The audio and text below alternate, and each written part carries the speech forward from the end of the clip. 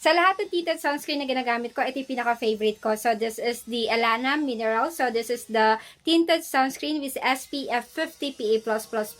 And this is a tinted mineral sunscreen na may oil control properties. Meron siyang nagpapakalma ng skin. And of course, may skincare properties siya na talagang magpapaganda ng skin natin. So, this has, meron siyang centella, green tea, chamomile, and rosemary extract. So, ganyan yung consistency niya, ganyan ang ating Elana. So, ganyan yung Elana natin. And then, gusto ko talaga yung color niya kasi may pagka-rosy ang hue nito. So, ganyan siya. May pagka-rosy ang hue niya. So, ganyan ang Elana Mineral. So, again, ito yung before. Ito yung after. So, nakita nyo may pagka-rosy ang hue niya, diba? Mas maganda yung dating niya. So, dito kasi, normally kasi, ang mukha ko talaga is napaka-pale. So, ito.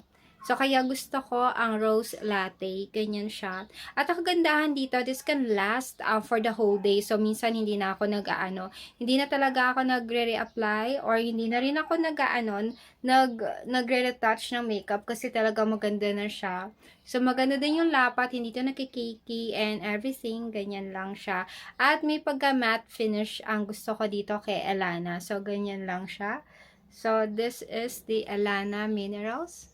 So, you can check it out on my basket.